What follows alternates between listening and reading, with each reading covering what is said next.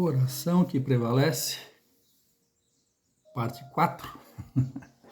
Vamos logo lá, Romanos 12:2, um versículo extremamente conhecido e podemos extrair muitos princípios daí, né? Romanos 12:2, não vos conformeis com este mundo, mas transformai-vos pela renovação da vossa mente. Então conhecereis qual seja a agradável, boa e perfeita vontade de Deus para o vosso viver. Então, o nosso desafio como cristãos é entender qual seja a agradável, boa e perfeita vontade de Deus para o nosso viver. Tá? E uma dessas situações, das ferramentas que Deus usa para nos levar para a sua perfeita vontade, são problemas. Quando Deus quis elevar Davi, ele arrumou um Golias. Estão entendendo? Deus sempre vai levantar uma demanda, um problema, e vai colocar dentro de nós uma resposta. Porque no testemunho que nós vamos exteriorizando, botando para fora essa resposta de Deus, Deus é glorificado nisso. Deus salvou a você e a mim para que manifestasse em nós a sua glória. Porque Cristo em nós é a esperança da glória. Ok? Então, em Romanos 12:2, lá fala de 3 aspectos, resumidamente. Né? Primeira, não vos conformeis, ele fala de uma conformação, mas transformai-vos. E realização. Conformação, não vos conformeis, transformai-vos e perfeita vontade. Então, e a ferramenta para que haja essa mudança em nós, muitas vezes, são desafios de nossas vidas. Então, nós temos que, a oração deve trazer para nós uma questão de discernimento. Quando as situações vêm em nossas vidas, assim, para quê isso está vindo sobre minha vida? A nossa pergunta mais comum é: por que o Senhor permitiu? Por que o Senhor permitiu? Esse é o mais comum da nossa raiz adâmica, como se fosse uma revolta contra Deus. Mas nós não devemos ser revoltados contra Deus. Nós devemos ser curiosos com relação a Deus. Pai, por que isso está sobre mim? Porque quando nós oramos e a situação não muda, é porque Deus quer mudar alguma coisa. E essa coisa, eu acho que é você.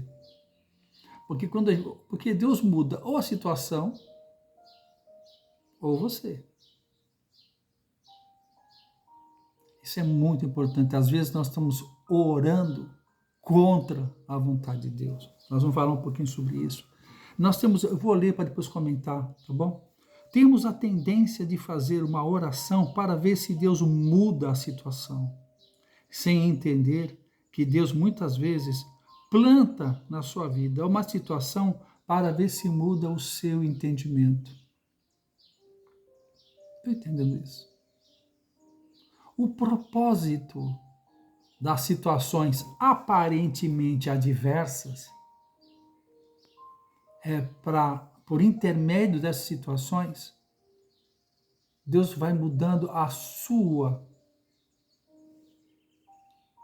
movimentação, o seu entendimento. É muito fácil para Deus mudar uma situação específica na nossa vida. O que demanda mais tempo é transformar-nos em uma outra condição de entendimento. Por isso que fala na palavra, tem de motivo de alegria o passar por várias provações.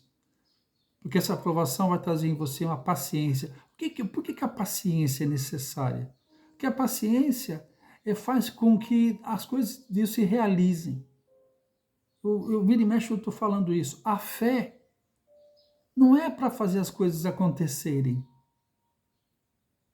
A fé é para permanecer até que as coisas aconteçam. Para as coisas acontecerem, precisa do poder de Deus. Para eu crescer no processo, eu preciso desenvolver a paciência. Porque paciência é um fruto do Espírito. Amor, paz, paciência, longanimidade, benignidade, mansidão, domínio próprio. Frutos do Espírito lá de Gálatas. Porque nós somos enxertados em Cristo. Então, todo galho que ele é enxertado, ele tem que dar os frutos. Então, nós temos que dar os frutos de Cristo em nós. Porque nós somos agora a materialização de Cristo. Cristo agora habita em nós. Nós somos o corpo de Cristo. Antes era o Jesus Cristo. O Jesus foi assentado à destra do Pai. Aquele que é nascido de Maria está assentado, ele cumpriu a parte dele. Agora ele transferiu para nós o seu Espírito. Agora vocês são o meu corpo, vocês são a extensão do meu corpo. Vocês conseguem entender isso? Vós sois deuses, como diz Davi. Com letra minúscula. Por quê? Porque nós somos agora o receptáculo, o vaso onde ele está. Nós somos milhões de templos do Espírito em volta do mundo. Antes, Jesus estava encarnado numa pessoa só. Agora ele está encarnando em milhões pelo mundo inteiro. Nós somos o corpo e Cristo é o cabeça. Entenderam isso? Lá em João 8, de 1 a 9, uma outra situação importante, depois você vai ler lá, quando a mulher é pega em adultério. Você lembra que os doutores da lei vêm tentar Jesus? Olha, ela foi pega em adultério, ela tem que ser apedrejada até a morte, tal. O que ele faz? Ele entra num discernimento, porque a meditação, a oração trará para nós grandes revelações e discernimento. Depois que ele ficou ali, escrevendo na terra, tal, daqui a pouco ele levanta e fala: quem de vocês não tiver pecado, que atire a primeira pedra. Onde é que estava escrito? Onde é que estava escrito isso na lei? Porque a lei falava sobre apedrejamento e não sobre discernimento. Quando eles ouviram isso. Aí está escrito lá, na minha Bíblia está escrito assim, né? Dos mais velhos aos mais jovens, todos foram se retirando. Aí só ficou Jesus e a mulher. E falou: ninguém te deu pedrada? Ele falou: nem eu te culpo. Aí ele libera uma palavra na vida dela: vais e não peques mais. Ali ele estabelece uma lei que é superior aos mandamentos. Ele implanta ali a lei da consciência. Você lembra que depois nos evangelhos está falando servindo a Deus de consciência pura. Porque a lei não foi feita para ser cumprida. A lei só foi manifestada a nós para dizer o quanto nós precisaríamos do Cordeiro de Deus.